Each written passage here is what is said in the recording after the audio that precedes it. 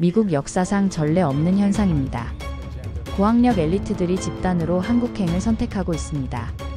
2025년 기준 한국 거주 미국인 21만 3,847명. 역대 최고를 기록하고 있습니다. 더 놀라운 건 그들의 정체입니다. 연봉 10만 달러 이상의 전문직 종사자가 78%, 평균 자녀수 2.3명의 젊은 부모들. 그 중심에 하버드 의대 5년차 소피아가 있었습니다. 저 의사 포기하고 한국 갑니다. 성공한 의사 아버지조차 딸의 말에 할 말을 잃었습니다. 도대체 이들이 8,000km를 날아가 한국에서 찾은 것은 무엇일까요? 하버드 의대생의 극단적 선택, 그 놀라운 진실이 지금 공개됩니다. 때로는 우리 인생에서 모든 것이 무너져 내리는 순간이 찾아옵니다. 저는 보스턴 병원의 CEO 알렉산더입니다. 그날 저녁 집으로 돌아가니 25살 딸 소피아가 식탁에 앉아 심각한 표정을 짓고 있었어요. 명문 하버드 의대 인턴인 소피아는 평소 의학에 대한 열정이 넘쳤는데 그날은 완전히 달랐습니다. 아빠. 소피아가 조용히 입을 열었어요. 목소리에 평소에 없던 무거움이 실려 있었어요. 저 의사 그만둘 거예요. 그 순간 마치 세상이 멈추고 제 심장이 부서지는 소리를 실제로 듣는 듯 했습니다. 5년간의 밤샘 공부, 수백 번의 시험, 딸의 눈물과 땀이 한순간에 물거품이 되는 기분이었어요. 제가 그토록 자랑스러워했던 딸의 꿈이 의사, 아버지로서 함께 꿔왔던 우리의 꿈이 산산조각 나는 순간이었습니다. 숟가락이 제 손에서 미끄러져 바닥에 떨어지는 소리가 그저 소음이 아니라 제 심장이 깨지는 소리처럼 느껴졌어요. 아내 엘리자베스의 얼굴이 하얗게 질렸어요. 갑자기 무슨 일이야? 아직도 꿈인 것 같았습니다. 준호랑 결혼해서 한국 갈 거예요. 준호? 처음 듣는 이름이었어요. 게다가 한국이라니. 제 머릿속이 하얗게 변했습니다. 한국? 정말 한국? 아시아 어디 그 작은 나라. 북한 옆에 있는 그곳. 솔직히 저는 한국에 대해 아는 게 거의 없었어요. 의료 선진국이라고 할 수 있을까? 미국만큼 발달된 곳일까? 의구심이 들었어요. 소피아, 너 지금 장난하는 거지? 제가 목소리를 높였지만 소피아는 흔들리지 않았어요. 오히려 더 단호해 보였습니다. 정말이야, 아빠. 소피아의 눈빛은 결연함과 한편으로는 깊은 상처를 동시에 담고 있었습니다. 제가 아는 그 열정 넘치는 소피아가 아니라 뭔가 깊이 상처받은 사람의 눈이었어요. 마치 무언가를 포기하는 사람의 체념이 섞인 눈빛이었습니다. 오늘 응급실에서 8살 아이가 총상으로 실려왔어요. 아이 부모는 치료비가 없다며 집으로 데려가겠다고 했어요. 그 순간 저는 오늘 아침 병원에서 목격한 광경이 떠올랐어요. 환자들이 침대 부족으로 복도 바닥에 누워있던 모습 말이에요.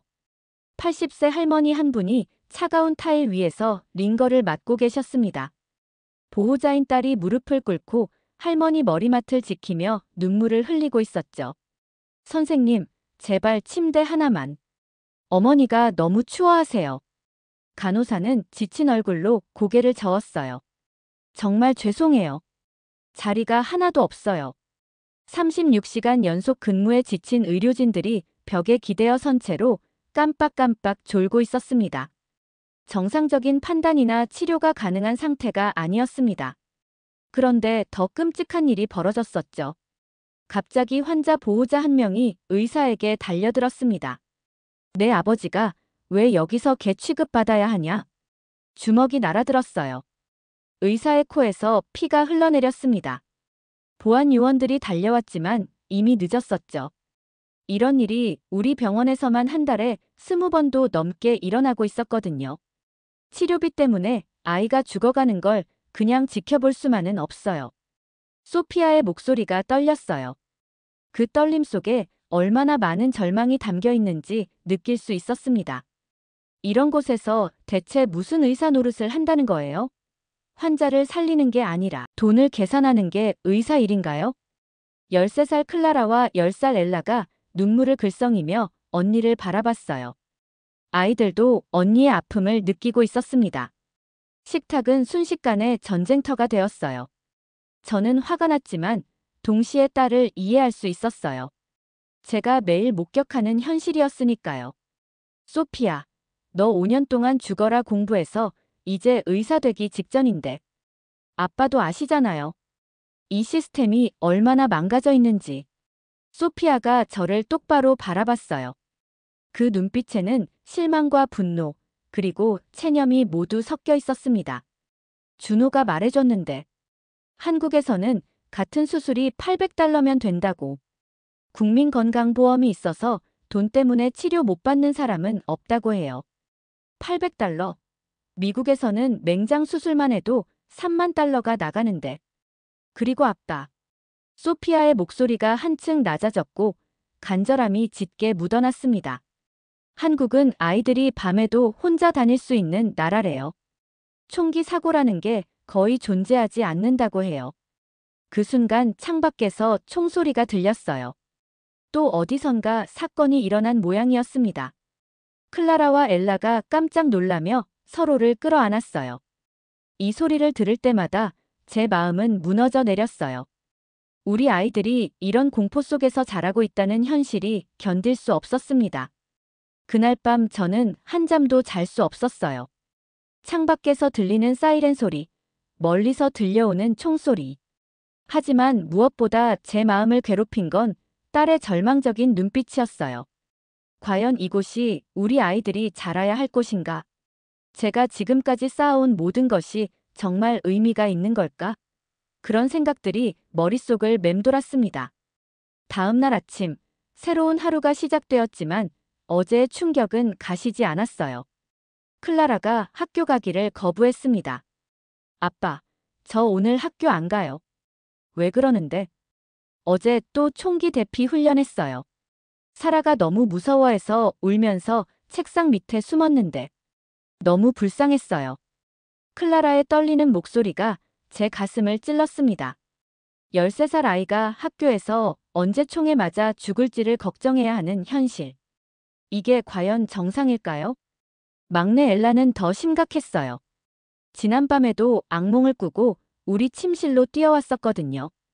아빠, 나쁜 사람이 우리 집에 와서 우리를 해치면 어떡해요? 총 들고 오면 어떡해요? 10살 아이가 이런 걱정을 해야 하는 현실 앞에서 저는 정말 무력했어요. 아버지로서 아이들을 지켜줄 수 없다는 자책감이 몰려왔습니다. 아이들을 학교에 데려다주는 길에 경찰차 6대가 사이렌을 울리며 지나갔어요. 클라라와 엘라는 차창 너머로 겁에 질린 얼굴로 바라봤습니다. 아빠, 또 누가 총 맞은 거예요? 우리 학교는 괜찮을까요? 학교 정문 앞에는 무장한 경찰관 2명이 서 있었어요. 아이들이 그 앞을 지나가며 인사하는 모습을 보니 가슴이 메어왔습니다. 이런 게 일상이 되어버린 현실이 슬펐어요. 그날 저녁 온 가족이 둘러앉아 이야기했어요. 소피아는 여전히 한국행 의지를 굽히지 않았어요. 아빠, 준호가 보내준 영상 봤어요. 소피아가 태블릿을 꺼내며 말했어요. 한국에서는 초등학생들이 밤 10시에도 혼자 편의점에 가요. 아무도 위험하다고 생각하지 않는다고 해요. 엘리자베스가 믿기지 않는다는 표정으로 물었어요. 정말? 밤에 아이가 혼자 다녀도 안전해? 엄마, 거기는 총기 소지가 법으로 엄격히 금지되어 있거든요. 경찰도 총을 거의 사용하지 않는데요. 30년 동안 학교 총격 사건이 단 한 건도 없었어요. 저는 여전히 믿기지 않았어요. 그런 나라가 정말 있을까? 있어요, 아빠. 살인 사건 발생률도 미국의 10분의 1도 안 되고 강력 범죄율은 비교할 수 없을 정도로 낮다고 해요. 그날 밤 뉴스에서 또 충격적인 소식이 나왔어요. 클라라, 학교에서 차로 30분 거리에 있는 중학교에서 총격 사건이 일어난 거예요. 14살 학생이 같은 반 친구를 총으로 쐈습니다. 이유는 사소한 괴롭힘 때문이었어요. 클라라와 엘라는 TV를 보며 울음을 터뜨렸어요. 아빠, 우리도 저렇게 될까요? 저도 학교에서 총 맞을까요? 그 순간 저는 더 이상 아무 말도 할 수 없었어요. 아이들을 안심시켜줄 말을 찾을 수 없었습니다. 실제로 우리 아이들에게도 언제든 일어날 수 있는 일이었거든요. 아빠, 엘라가 제 품에 안기며 말했어요. 소피아 언니 말이 맞는 것 같아요. 한국 가면 무서워하지 않아도 되죠? 밤에도 자유롭게 다닐 수 있어요? 그 순진한 질문에 제 마음이 완전히 흔들렸어요. 아이들이 이런 두려움 없이 자랄 수 있는 곳이 정말 존재한다면 한 번쯤 가보고 싶지 않을까요? 며칠이 지나도 마음의 평화는 찾아오지 않았어요. 그런데 일주일 후 소피아가 눈물범벅이 되어 집으로 돌아왔어요. 온몸을 덜덜 떨고 있었습니다. 아빠, 노아가. 소피아가 말을 잇지 못했어요. 노아는 소피아의 절친한 친구였어요. 함께 의대를 다니며 환자를 살리는 꿈을 키워온 소중한 친구였죠. 노아가 어떻게 됐는데? 총에 맞았어요. 제 머릿속이 하얗게 변했어요. 편의점에서 강도를 만났대요. 겨우 $20 때문에. 배에 총을 맞았어요. 햄버거 2개 값 때문에 한 청년의 인생이 끝날 뻔한 거예요. 지금 수술 중이에요. 의사가 50대 50이라고. 응급실은 또다시 지옥 같은 아수라장이었습니다. 토요일 밤이면 늘 이런 시기였어요. 총상 환자, 칼에 찔린 환자, 구타당한 환자들이 복도까지 줄을 서 있었습니다.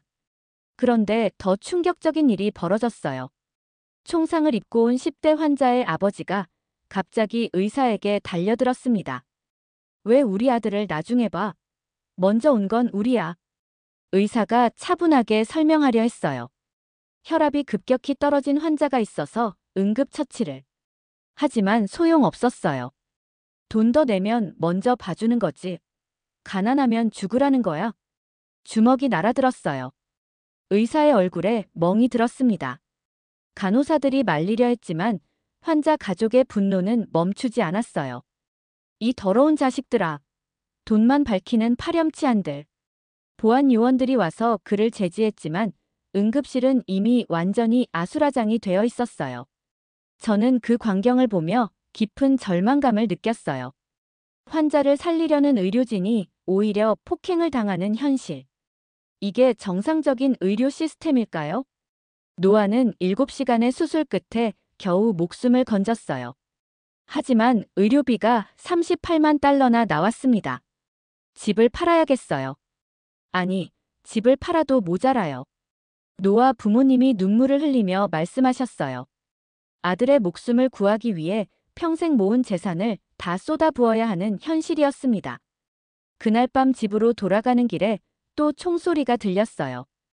이번에는 우리 집에서 3블록 떨어진 곳이었습니다. 경찰차와 구급차가 사이렌을 울리며 달려갔죠. 이런 일이 하루도 빠짐없이 반복되고 있었어요. 집에 도착하니 클라라와 엘라가 침실 구석에 웅크리고 있었어요. 아빠, 무서워요. 우리도 언제 그렇게 될까요? 10살 딸의 이런 말을 듣는 순간 제 마음속에서 뭔가 완전히 부서지는 소리가 났어요. 소피아가 조용히 말했어요. 아빠, 이제 아시겠죠? 노아 같은 일이 우리에게도, 클라라와 엘라에게도 언제든 일어날 수 있어요. 소피아의 목소리에는 더 이상 흔들림이 없었어요.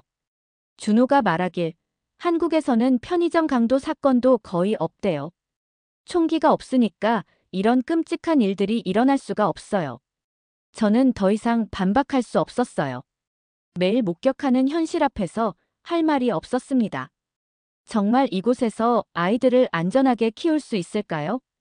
일주일 후, 소피아가 한 청년을 집으로 데려왔어요.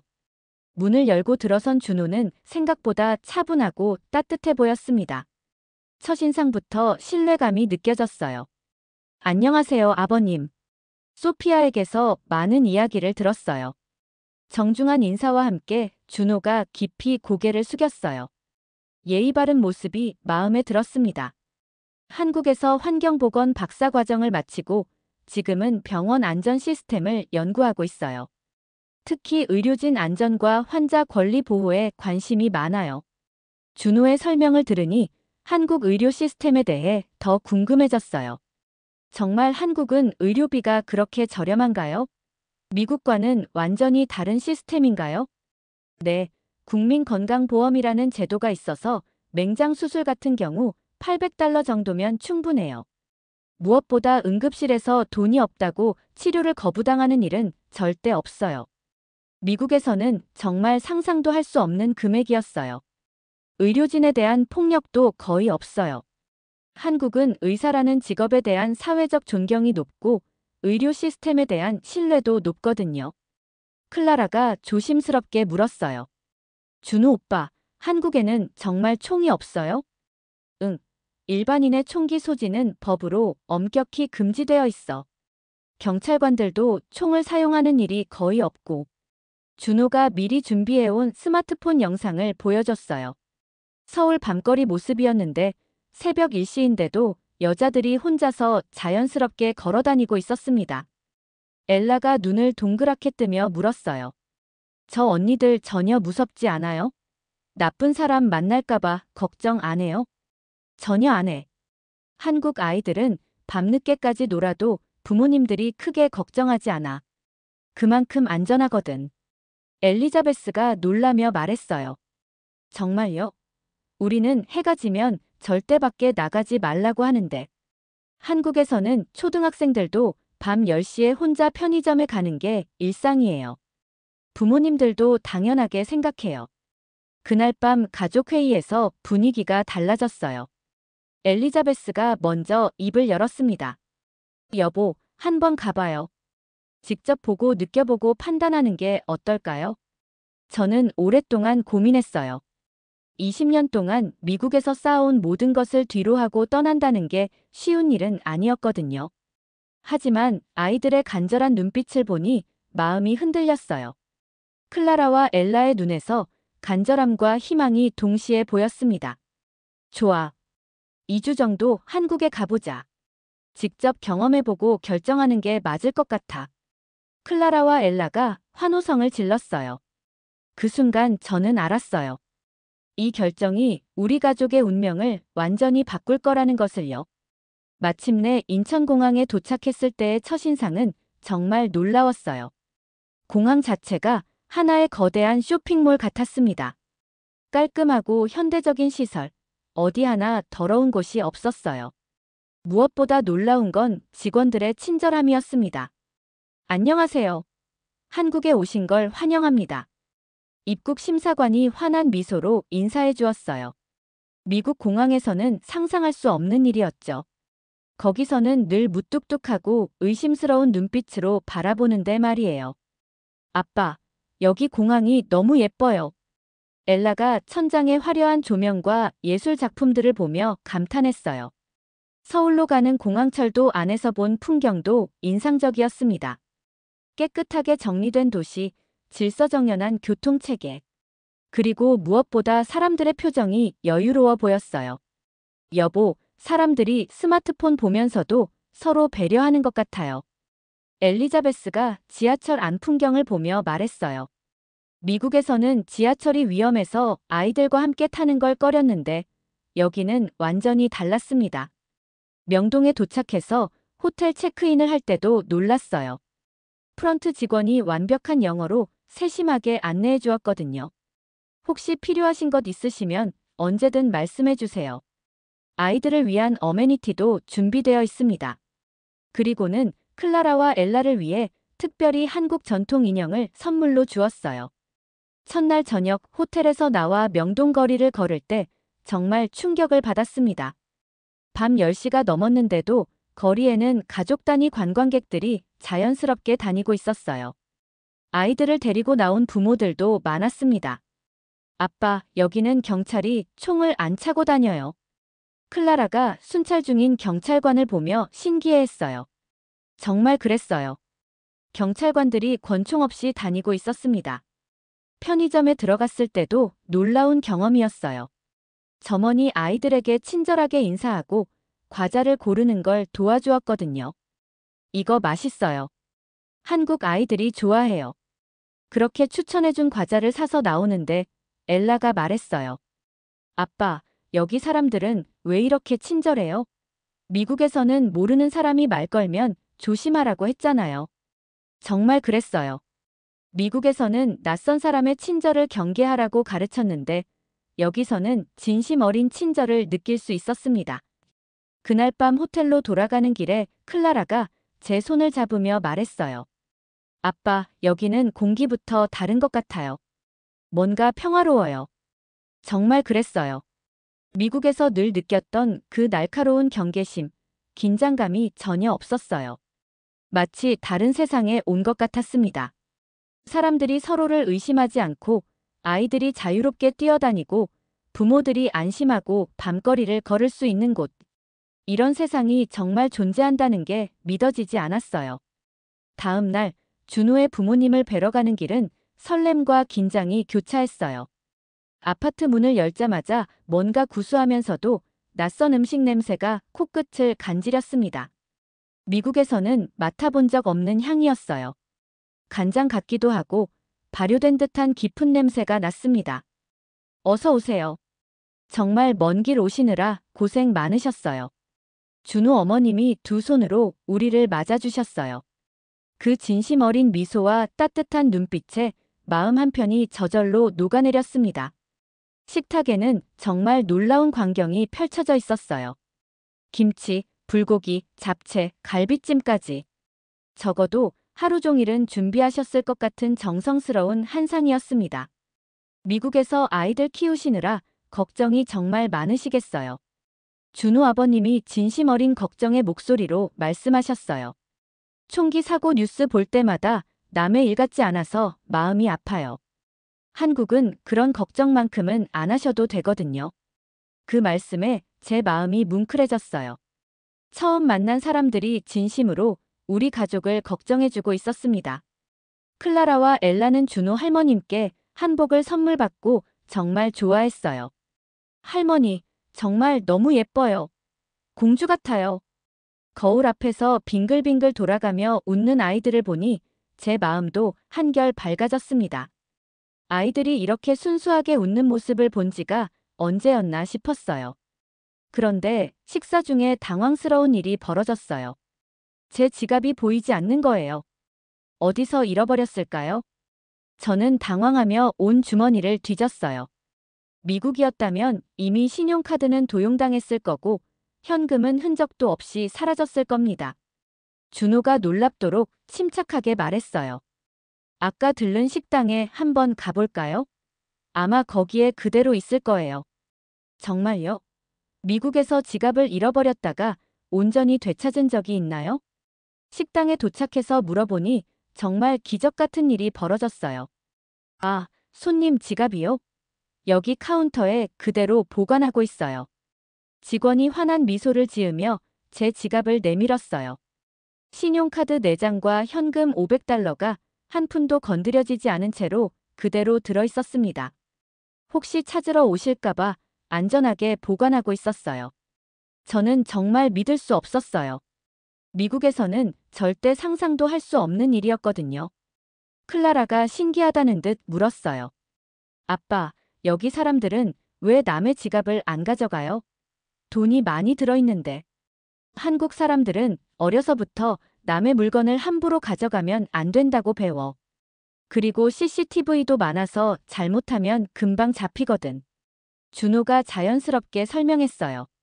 그날 밤 호텔로 돌아가는 길에 저는 깊은 충격과 감동을 동시에 받았어요.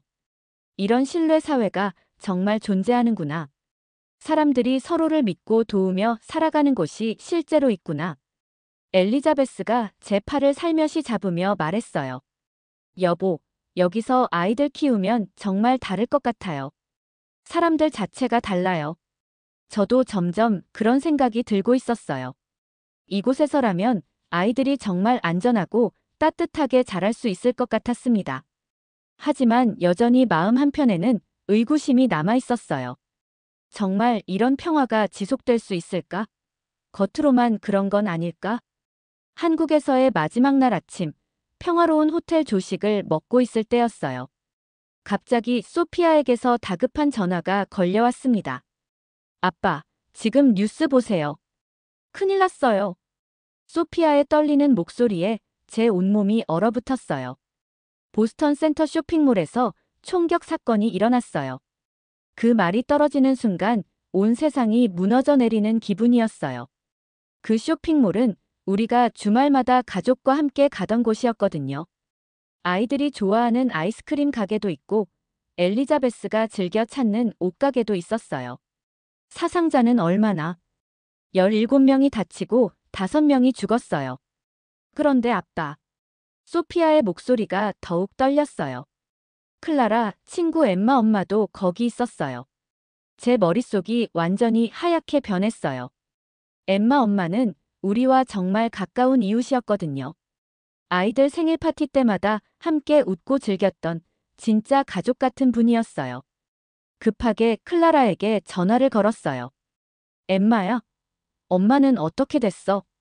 전화 너머로 클라라의 흐느끼는 소리가 들렸어요. 다리에 총을 2발 맞았는데 생명은 괜찮대요. 하지만 큰 수술을 해야 해요. 엠마 엄마는 쇼핑을 하던 중 갑자기 일어난 총격에 휘말렸어요. 수술비만 15만 달러가 나올 예정이었습니다. 그런데 더욱 충격적인 소식이 이어졌어요. 총격범은 21세 대학생이었는데 심각한 정신적 문제로 치료를 받아야 했지만 보험이 없어서 치료를 포기할 수밖에 없었다는 거예요. 의료비 때문에 정신과 치료를 못 받은 사람이 총을 들고 무고한 시민들을 해친 거예요. 소피아의 말에 저는 완전히 말문이 막혔어요. 의료비 문제가 결국 더 큰 비극을 낳은 거였어요. 이 모든 게 하나로 연결되어 있었습니다. 그 순간 저는 더 이상 망설일 수 없었어요. 20년간 미국에서 쌓아온 모든 것, 안정적인 지위, 경제적 성공. 그 모든 것보다 중요한 게 있었습니다. 바로 가족의 안전이었어요. 여보, 이사하자. 제가 단호하게 말했습니다. 엘리자베스도 더 이상 망설이지 않았어요. 우리 부부의 마음이 완전히 하나가 된 순간이었습니다. 그래요. 이제 확신이 서요. 아이들을 위해서라도 떠나야 해요. 클라라와 엘라도 조용히 고개를 끄덕였어요. 이제 아이들도 미국이 얼마나 위험한 곳인지, 그리고 여기가 얼마나 평화로운 곳인지 깨달았습니다. 한국에서의 마지막 밤, 호텔 창밖을 바라보며 저는 두 세계의 극명한 차이를 온몸으로 느꼈어요. 새벽 2시가 다 되어가는데도 편의점에서 컵라면을 사 먹는 대학생들, 야식을 배달하는 오토바이 기사들, 택시를 기다리는 직장인들. 모든 것이 자연스럽고 평화로웠어요. 총소리도 사이렌도 비명소리도 들리지 않았습니다. 그저 평범한 일상의 소리들만 있을 뿐이었어요. 바로 이런 평범함이 기적 같았습니다. 아빠, 우리 정말 여기서 살 수 있어요? 엘라가 제게 간절하게 물었어요. 그럼 이제 정말 새로운 시작을 해보자. 그날 밤 저는 마음속으로 굳게 다짐했어요. 더 이상 아이들을 그 지옥 같은 현실로 돌려보내지 않겠다고. 진짜 자유와 안전을 선물해주겠다고. 미국으로 돌아온 후의 나날은 정말 숨 가쁘게 흘러갔어요. 무엇보다 회사 업무부터 정리해야 했습니다. 다행히 우리 병원이 국제의료협력 프로그램을 운영하고 있었어요. 준호가 도와줘서 한국의 주요 병원과 연결될 수 있었고 파견 근무 형태로 갈 수 있었습니다. 알렉산더, 정말 한국 근무를 자원한다고요?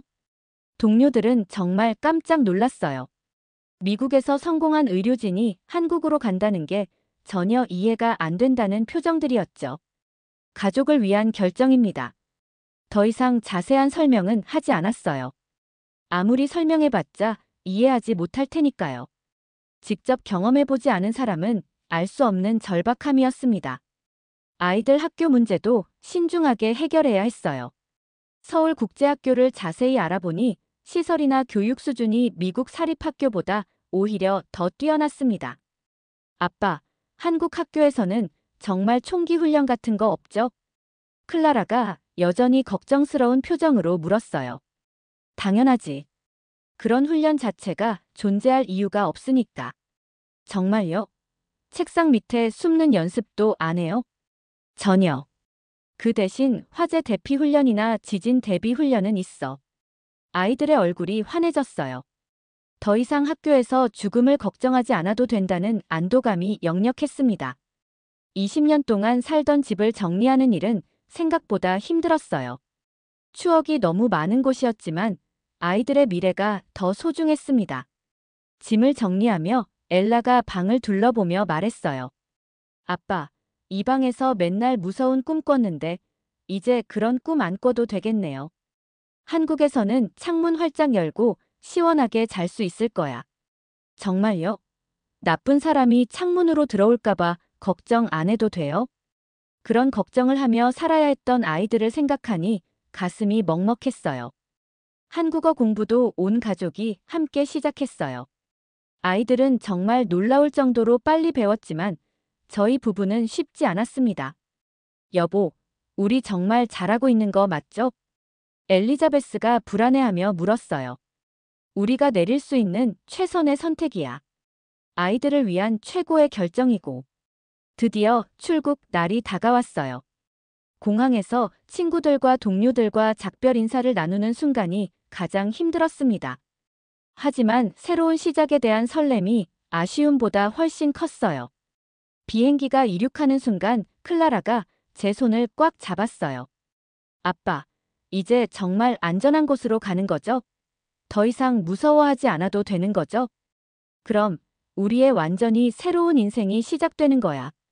창밖으로 점점 작아지는 보스턴을 바라보며 저는 안도의 한숨을 쉬었어요. 총소리와 사이렌이 끊이지 않던 그 도시를 마침내 뒤로 하게 된 거예요.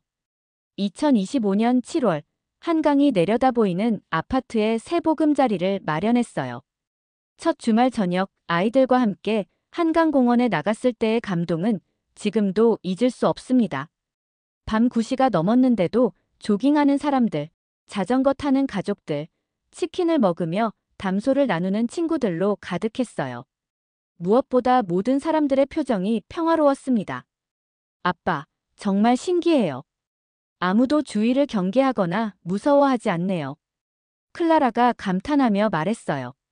미국에서는 절대 볼 수 없는 풍경이었죠. 엘라는 더욱 용감해졌어요. 아빠, 저 혼자 편의점 가봐도 돼요? 정말 안전한지 확인해보고 싶어요. 가봐. 하지만 천천히 가서 주위도 둘러보고 와. 10살 딸이 밤 10시에 혼자 편의점에 가는 모습을 지켜보는 기분. 미국에서는 꿈도 꿀 수 없었던 일이었어요. 5분 후 엘라가 아이스크림을 들고 환한 미소로 뛰어왔어요. 아빠, 정말 전혀 무섭지 않았어요. 편의점 아저씨도 너무 친절하고 길에서 만난 사람들도 다 웃어줬어요. 그 순간 제 가슴이 뭉클해져서 눈물이 날 뻔했어요. 아이가 이렇게 자유롭고 순수하게 웃을 수 있다는 게 얼마나 소중한 일인지 깨달았습니다. 의료 시스템의 차이는 더욱 놀라웠어요. 엘라가 감기에 걸려 병원에 갔는데 진료비가 겨우 5,000원이었어요. 정말 이게 다예요? 검사비나 처방료는 따로 없나요? 접수 직원이 환하게 웃으며 대답했어요. 네, 건강보험이 있어서 아이들은 거의 무료나 다름없어요. 걱정 마세요. 의사 선생님도 충분한 시간을 내어 아이 상태를 자세히 설명해 주셨어요. 미국처럼 5분 만에 후다닥 끝내고 다음 환자 부르는 게 아니었습니다. 감기약 잘 먹이시고 혹시 열이 안 떨어지거나 걱정되는 일 있으면 언제든 오세요. 이런 여유롭고 따뜻한 진료를 받아본 지가 얼마나 오래됐는지 모르겠어요. 아이들의 학교 적응은 정말 빨랐어요. 클라라는 일주일 만에 한국 친구들과 자연스럽게 어울리기 시작했습니다. 아빠, 한국 친구들이 너무 착하고 순수해요.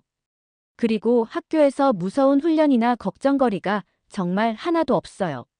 선생님들도 아이들을 진심으로 따뜻하게 대해주셨어요. 클라라가 한국 생활에 정말 잘 적응하고 있어요. 언어도 빨리 늘고 있고 친구들과도 잘 어울려요. 엘라는 더욱 극적으로 변했어요. 엄마, 저 이제 학교 가는 게 정말 신나요. 무서운 꿈도 전혀 안 꿔요. 밤에 잠들기 전 더 이상 나쁜 사람이 와서 해치면 어떡하죠? 라고 묻지 않게 되었어요. 대신 내일 친구들과 뭐 하고 놀까요? 라고 물어요. 몇 달 후 소피아와 준호의 결혼식이 있었어요. 한국 전통 혼례와 서양식이 아름답게 조화를 이룬 정말 따뜻한 결혼식이었습니다. 아빠, 제가 내린 선택이 옳았죠? 우리 가족 모두를 행복하게 해준 것 같아요. 소피아가 웨딩드레스를 입고 환하게 웃으며 물었어요. 내가 우리 가족 전체를 구해줬어. 정말 고마워. 그 말이 진심이었어요. 소피아의 용기 있는 결정이 우리 가족 전체를 이 평화로운 삶으로 이끌어준 거였습니다. 한국에 온 지 반년이 넘었지만 단 한순간도 후회한 적이 없어요. 어제는 클라라가 친구들과 밤 11시까지 영화를 보고 혼자서 지하철 타고 집에 왔어요. 미국이었다면 절대 상상할 수 없었던 일이죠.